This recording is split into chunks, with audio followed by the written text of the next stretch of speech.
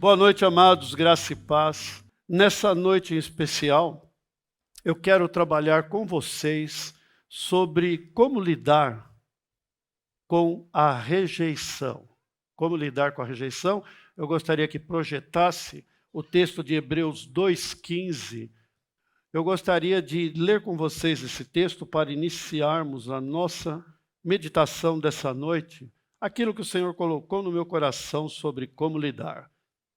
E esse texto diz que tende cuidado, o escritor de Hebreus diz, movido pelo Espírito Santo, tende cuidado que ninguém se prive da graça de Deus e que nenhuma raiz de amargura brotando vos perturbe, e por ela muitos se contaminem. Quantos já conheciam esse texto? Quantos não conheciam?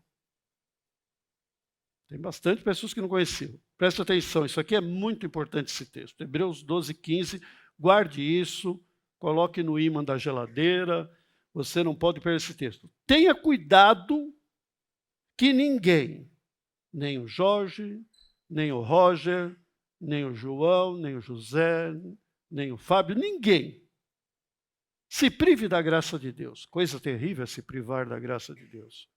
O que nos sustenta é a graça. E de que nenhuma raiz de amargura, o que será essa raiz de amargura? Brotando, vos perturbe e por ela muito se contamine. Esse texto é importantíssimo porque ele mostra que, pelas ofensas, e a rejeição é uma ofensa, pelas ofensas, todos caminham no sentido, se não houver um lidar com a rejeição, se não houver um lidar com a ofensa, todos caminharão no sentido de se privar da graça de Deus, porque ele fala que uma coisa chamada raiz de amargura não é a raiz de uma laranjeira, não é a raiz de um pé, outro frutífero, mas uma raiz de amargura que brotará dentro de nós e nos privará da graça de Deus e muitos serão contaminados. E para isso, para tratar da rejeição, primeiro eu gostaria de abranger um pouco mais essa questão da ofensa. No mundo, meus amados, nós estamos sujeitos a múltiplas ofensas. Isso no dia a dia. Pode ter sido na sua infância, pode ter sido na sua adolescência, e hoje, com certeza, muitas pessoas podem ter sido grosseiro com você quando você passou e não viu uma pessoa direito pelo retrovisor do carro, uma situação mal interpretada e você foi vítima de uma ofensa, uma palavra mal colocada, uma atitude, um ato fizeram para você, alguma coisa que te ofendeu. E as ofensas são variadas. Quer ver? Traição. Eu vou falar e vocês vão conferir no seu coração se é coisa que eu estou falando que é tão distante assim de nós.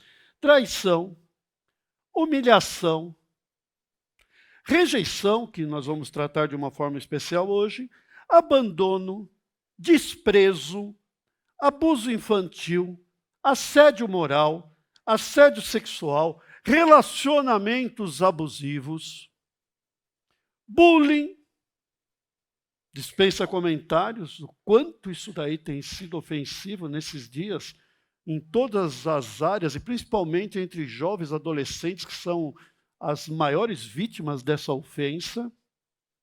Violências criminosas, como homicídio, ou chegando até o suicídio. Violências criminosas, como te privar de uma propriedade que é sua. Sequestro. Sequestro é uma ofensa que te rouba a liberdade e leva a uma situação, uma escravidão momentânea. Aliás, todo esse contexto dessa palavra nasceu de uma situação de sequestro relâmpago que eu tive, na qual eu me senti extremamente ofendido. E o que é pior, a ofensa é uma das principais armadilhas de Satanás, do diabo. A ofensa, tem um escritor que diz que a ofensa é a isca Satanás põe num anzol, mas não para fisgar um peixe, para fisgar você e eu, vidas preciosas para Deus. Por uma ofensa, você é fisgado pelo diabo e você vai entender já já por quê. A ofensa é uma isca de Satanás para tirar a paz que nós temos e desviar os nossos olhos de Deus. Desviar os nossos olhos de Deus, porque a ofensa, seja qual for, preste atenção, a ofensa, seja qual for, gera um sofrimento gradativamente crescente em virtude de uma alma ferida. Nossa, o que é isso, Jorge? Sim, a ofensa gera um sofrimento gradativamente crescente. Por quê? Porque o primeiro sofrimento diz respeito à ofensa. Quando isso não resolve, por exemplo, vamos pegar uma situação aqui nossa. Você, por exemplo, pode estar entrando aqui na igreja, você vê o Eliel entrando por uma das portas também, e você fala, nossa, eu gostei tanto da mensagem do Eliel, deixa eu cumprimentar ele, mas ele passa direto e não vê você, passa como você fala, nossa, eu ia cumprimentar, ele passou por mim, fez que não me viu. Aí gera uma ofensa no seu coração. No primeiro momento é uma ofensa, é um sentimento, certo? Só que às vezes isso aí não resolvido, porque poderia ser resolvido. Você poderia chegar no Eliel e falar, Eliel, o que aconteceu? Eu fui te cumprimentar. Ele sabe o que ia acontecer? Ele ia falar, rapaz, me perdoa, eu estou preocupado com a minha neném em casa, que ela não passou muito bem. E eu estava com a cabeça tão assim que eu não te vi. Me perdoa, deixa eu te dar um abraço duplo agora. Teria morrido o assunto. Mas você se cala. A maioria das pessoas fazem isso. E no dia seguinte, ela sente novamente aquela ofensa. Isso aí chama ressentimento. E ela continua a ressentir. E isso vai fazendo muito mal. Isso vai crescendo lá dentro. Isso começa a te angustiar. E quando passa um tempo, isso daí recebe um upgrade espiritual e se transforma numa mágoa. Cresceu de ressentimento, já virou uma mágoa. Passa mais um tempo, isso aí cresce, é gradativamente crescente. E se transforma em raiva. Você não resolveu, não foi conversar com Eliel. E isso se transforma em ódio. E passa mais um tempo, isso aí chega num ponto que vira rancor. Rancor é um ódio, uma mágoa, um sentimento tão forte que você tem vontade de dar o troco. Próxima vez que eu passar pelo Eliel, eu não só não vou cumprimentar, mas vou dar um empurrão nele ainda. Já virou rancor. Aí, quando chega nesse status, o status quo ganha situação de rancor, passado um tempo, isso aí não tem mais como crescer? Tem. Espiritualmente tem. A sequência do rancor é a raiz de amargura. A raiz de amargura é algo que, segundo a Bíblia, nos priva da graça de Deus, perturba a nossa alma e contamina os que estão ao nosso redor. É um estado de sofrimento tão prolongado e intenso que a pessoa começa a se tornar apática, triste, começa a enxergar tudo cinza, nada tem graça, tudo é muito ruim. Ele se torna uma pessoa ranzinza, mal-humorada, ninguém gosta de ficar perto dele. Se torna uma pessoa ácida, irônica, amarga.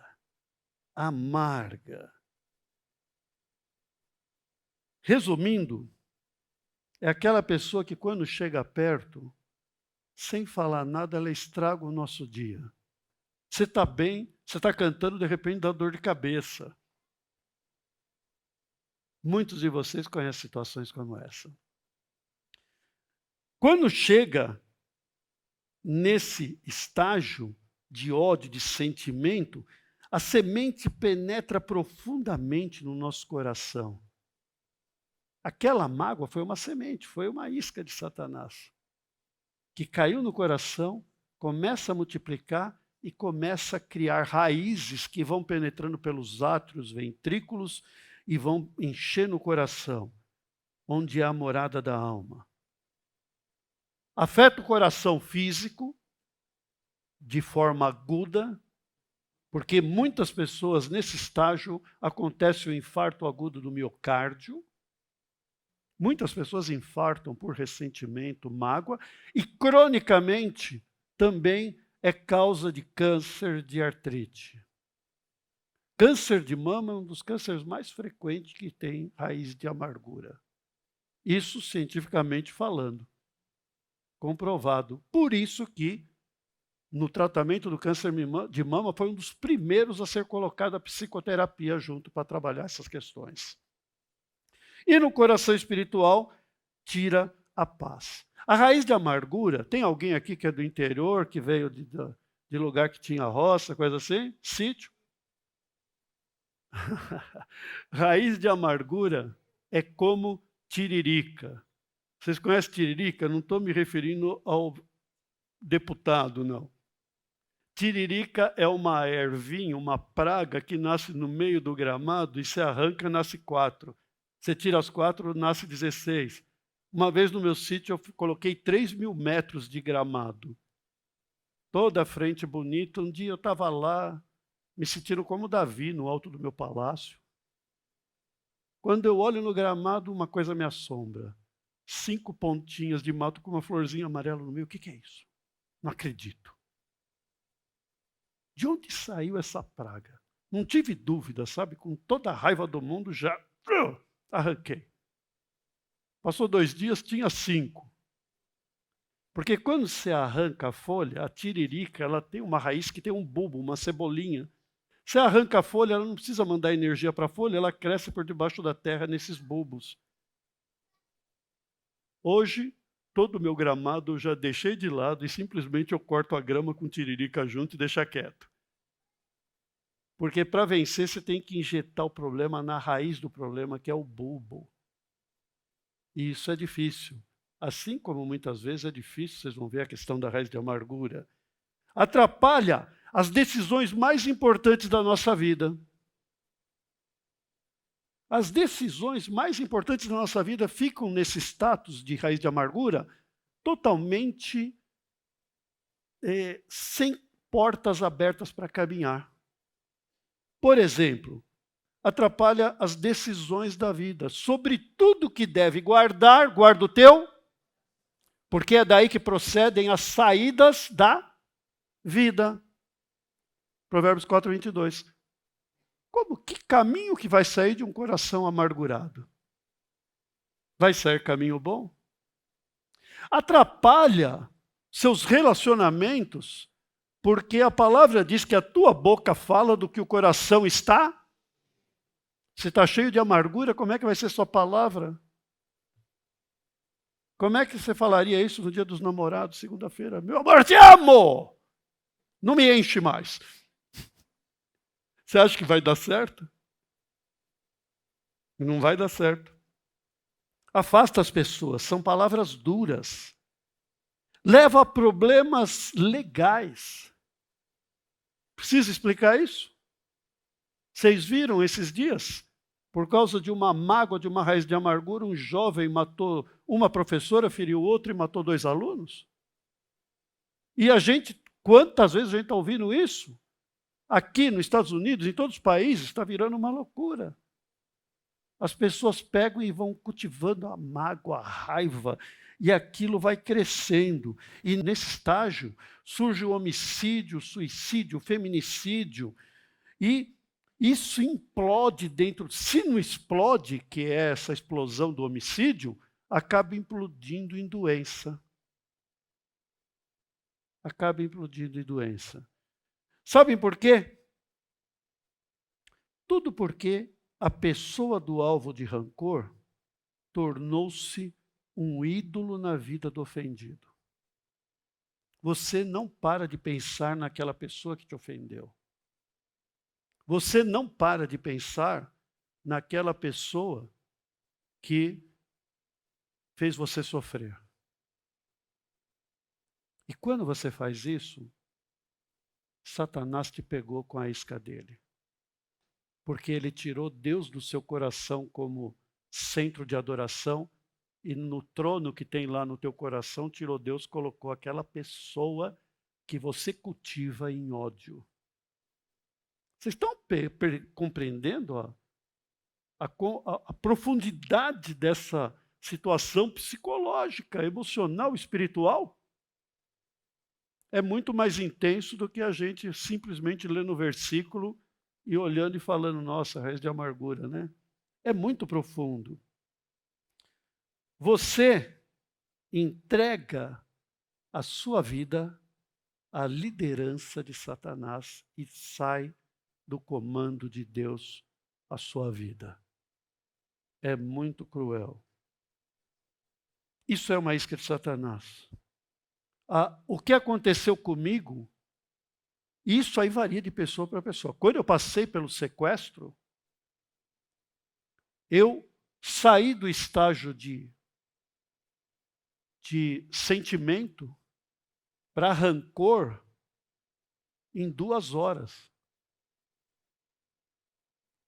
A ponto de desejar, sabe, se eu pegasse aquele cara, eu ia operar ele sem anestesia. Sabe? Ele pediu para eu orar, você sabia disso? O chefe do grupo, dos 3, os 3 estavam gastando meu cartão no shopping, ele pediu para orar por ele. Quando ele ficou sabendo, a gente ficou batendo papo. Aí eu falei, no meu interior, eu falei, eu vou orar para você morrer.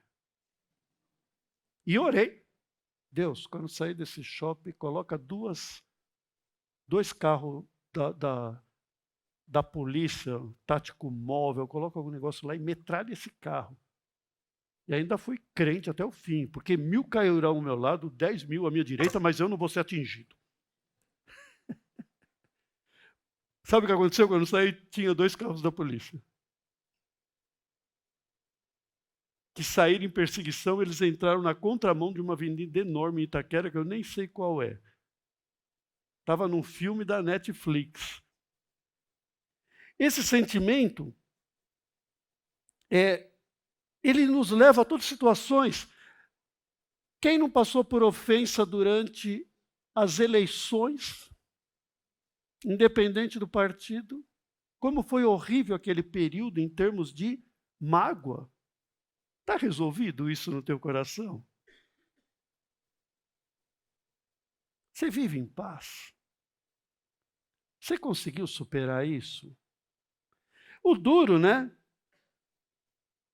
É que a gente faz uma pergunta. Um grande problema aqui. Quem não passa por ofensa?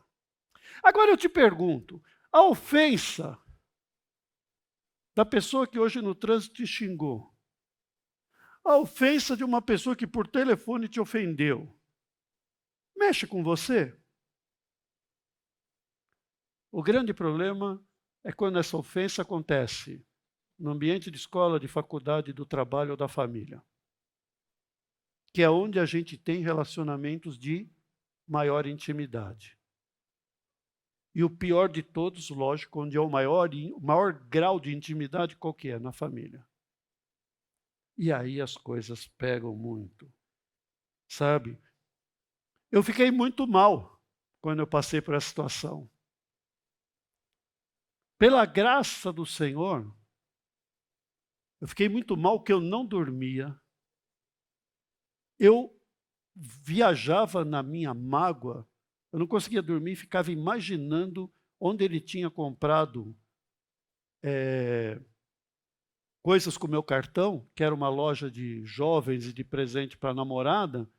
Eu fiquei imaginando se ele voltaria lá. Eu pensei em montar ficar de, como é que fala? Campanha.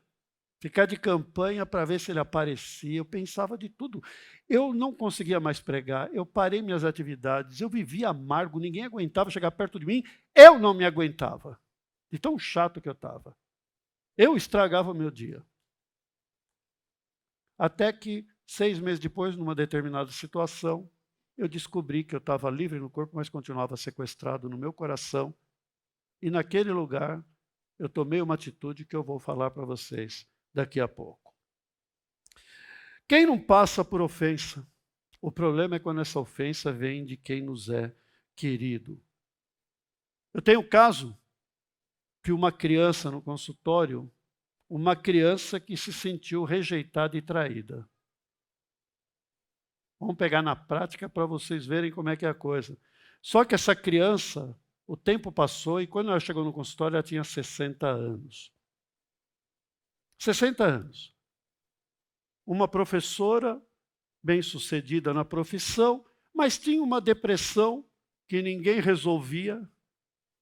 E aí, quando ninguém resolve, eles encaminham sempre para a homeopatia e ortomolecular, que é a área que eu mais trabalho hoje em dia.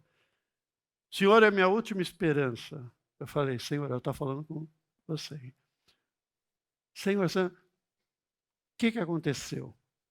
Não, conversei com ela, tudo. A depressão dela era moderada, mas ela ia em médico, tomava medicamento. Tudo que eu pensei em dar, ela já tinha tomado. Eu iniciei um tratamento alternativo e falei, daqui 2 meses eu quero falar com você. Isso aí foi o ano passado. Aí ela pegou, 2 meses depois ela voltou. Como foi que passou? Ela falou, não melhorei nada. Falei, você pode me fazer um favor? Dá para você ler esse livro aqui? E eu presenteei ela com um livro. Ela falou, eu vou ler. Eu gosto de ler, eu gosto de livro. Aí ela achou bonita a capa, tudo, motivou. Eu falei, você vai ler e vai voltar aqui daqui 30 dias. Marquei um retorno para ela. 30 dias depois ela voltou, ela me falou, e aí, como é que tá? Tudo bem? Ah, parabéns pelo livro, tudo tal. Mas tudo bem, e aí? Teve alguma coisa? Esse livro ele foi consagrado com um propósito. No meio da história, que parece uma história realmente de seriado de Netflix, entre um capítulo e outro tem a história de um paciente muito top, a história do consultório, de pessoas que passaram por todos aqueles itens de ofensa que eu coloquei para vocês. Todos. E aí foram curados física e emocionalmente por meio de resolução da ofensa. Aí e foi consagrado porque nós oramos no sentido de quando a pessoa lesse o livro, alguma coisa tocasse ela, o Espírito Santo tocasse para que ela tivesse um insight. Se visse por espelho. Aí ela falou, aconteceu um negócio muito interessante. Eu estava lendo o livro e gostei muito, tudo, mas só que teve uma história que não me saiu da mente. E eu não falei nada, deixei ela continuar falando. Normalmente eu não pergunto qual é a história para eu não me influenciar. Aí eu falei, sim, e aí? E aí eu fiquei pensando naquela história, 1 dia, 2, 3. Passou a semana, talvez. E daí eu estava em casa numa tarde, estava fazendo uma atividade que eu nem me lembro qual, mas aí me veio uma cena na mente. Eu falei, que cena veio à sua mente? Eu tinha 4 anos de idade, eu me vi nessa cena, eu com 4 anos, o cabelinho que eu tinha, a roupinha que eu estava, a casa que eu morava naquela época, o cheiro da casa e uma cena constrangedora. E aí ela travou, começou a chorar, eu falei, que cena que você viu?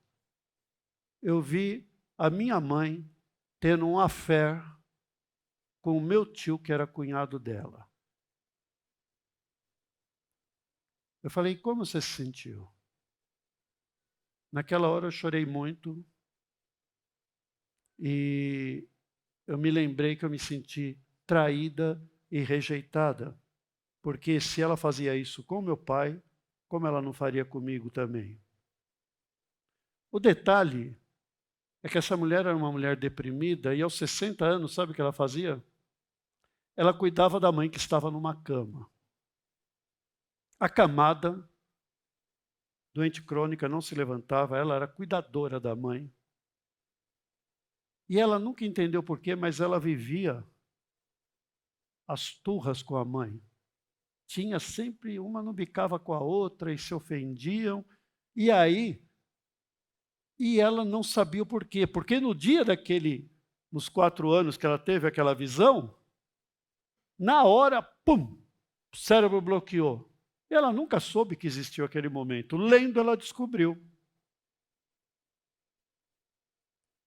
E daí, como é que uma pessoa pode ser feliz e normal, odiando, tendo raiva da mãe?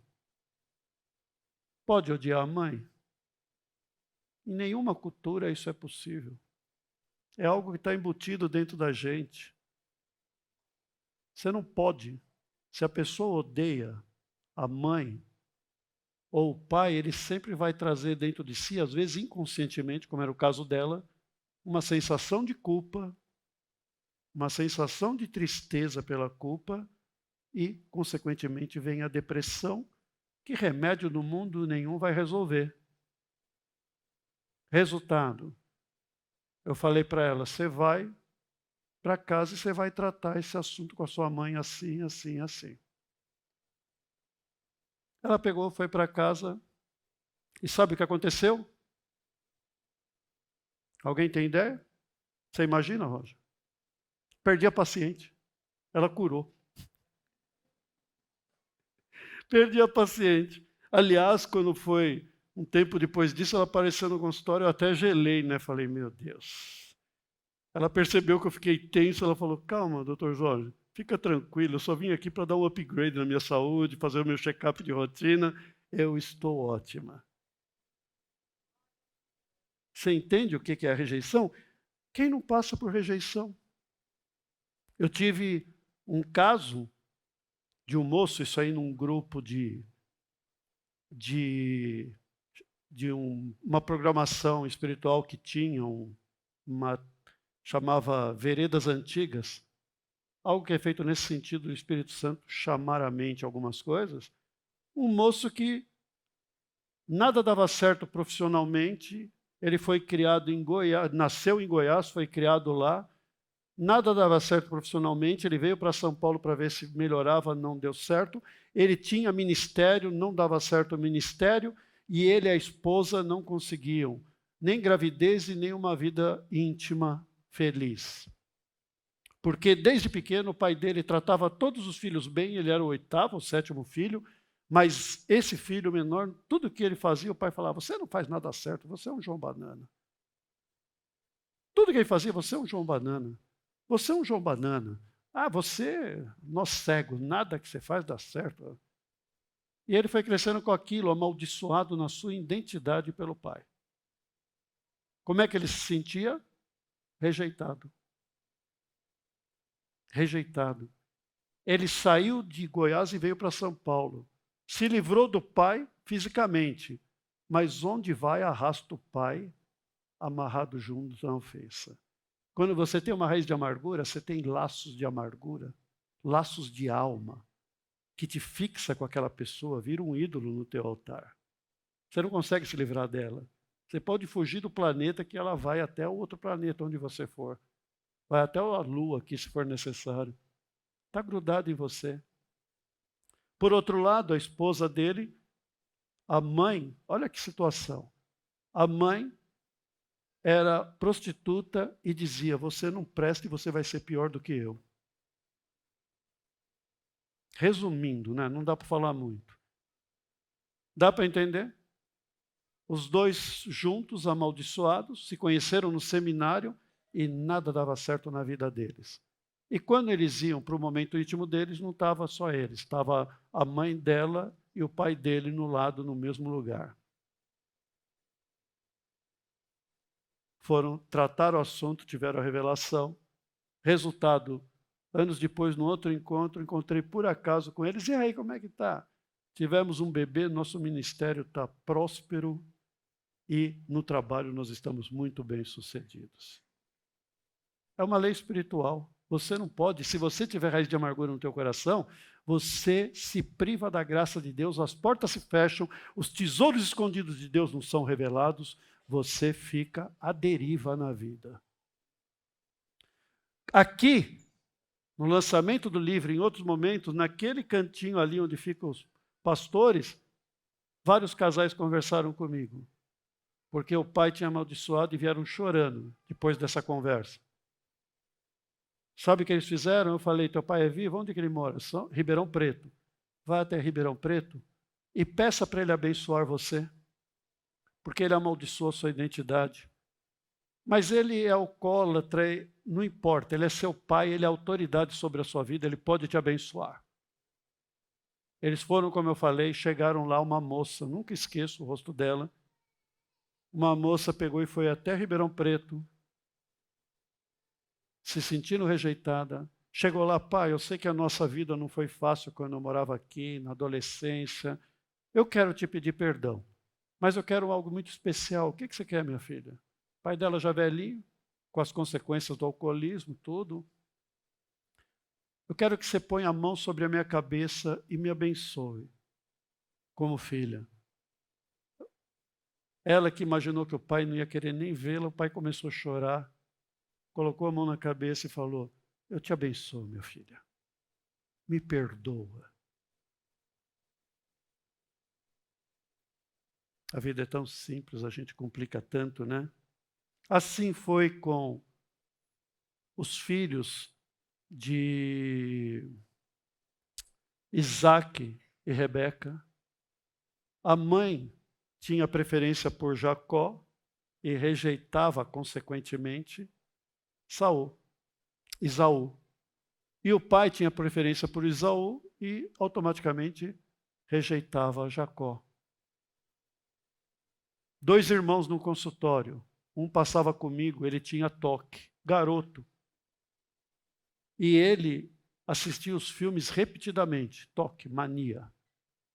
E ele se via como, naquela época tinha o Matrix, e foi um caso muito interessante isso daí, porque ele se imaginava como Matrix, e ele falava, quando eu estou sozinho, eu corro pelas paredes, doutor. Sabe? Sabe por quê? Porque ele era um garoto que gostava de livros de caseiro, e o irmão dele era um garoto que gostava de futebol. O pai rejeitava ele, deixava abandonado com a mãe e ficava só com o garoto do futebol, só saía com ele.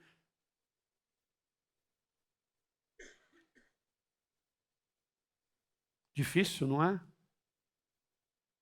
Eu vivi situação um dia que meu pai tomou uma atitude quando eu tinha 13 anos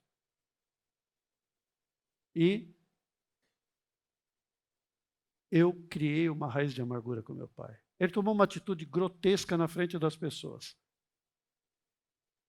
Minha amizade com meu pai acabou naquele dia. Sabe o que eu falei? Eu travei naquela época. Eu falei assim, eu vou provar para ele que eu sou melhor que ele. Esse foi um dos fatores que me fez estudar feito um louco no cursinho e entrar em 4 faculdades quando eu prestei vestibular para medicina. Aí eu peguei e fui mostrar para o meu pai. Meu pai era muito amigão, foi um ato. Mas você esquece tudo que foi feito e se apega naquela situação. É o teu ídolo. Virou o anti-herói.